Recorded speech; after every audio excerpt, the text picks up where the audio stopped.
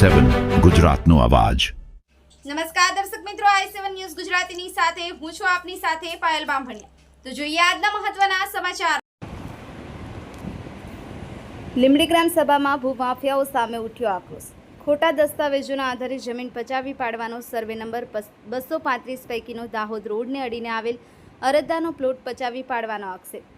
મળતી માહિતી મુજબ દાહોદ જિલ્લાના ગોવિંદગુરુ લીંબડી તાલુકાની લીંબડી ગ્રામ પંચાયત ખાતે યોજાયેલી ગ્રામસભામાં ગામ લોકોએ વિવિધ પ્રશ્નો અને સમસ્યાઓ રજૂ કરી હતી। ગ્રામસભામાં મોટી સંખ્યામાં ગ્રામજનો, આગેવાનો અને વડીલો ઉપસ્થિત રહ્યા હતા। ગ્રામસભા દરમિયાન દાહોદ રોડ પર આવેલ સર્વે નંબર 235 પૈકીનો અરજદારનો પ્લોટની જમીન અંગે ગંભીર મુદ્દો ઉઠ્યો હતો। અરજદારે આક્ષેપ કર્યો હતો કે ભૂમાફિયાઓ દ્વારા ખોટા દસ્તાવેજોના આધારે ગેરકાયદેસર રીતે જમીન પચાવી પાડવાનો પ્રયાસ કરવામાં આવી રહ્યો છે, જેના કારણે સ્થાનિકોમાં ભારે રોષ જોવા મળ્યો હતો। મામલાની ગંભીરતાને ધ્યાને લઈ 130 દાહોદના ધારાસભ્ય મહેશભાઈ ભુરિયાએ તાત્કાલિક હસ્તક્ષેપ કર્યો હતો। તેમણે તાલુકા વિકાસ અધિકારી શિલ્પાબેન પટેલને સમગ્ર મામલાની નિષ્પક્ષ તપાસ કરવા તેમજ સ્થળ પર જઈ હકીકતોની ચકાસણી કરી જવાબદારો સામે કાયદેસરની કાર્યવાહી હાથ ધરવા સૂચના આપી હતી। ગ્રામસભામાં ઉઠેલા મુદ્દાએ સ્થાનિક તંત્રની કામગીરી સામે પણ અનેક સવાલો ઊભા કર્યા છે।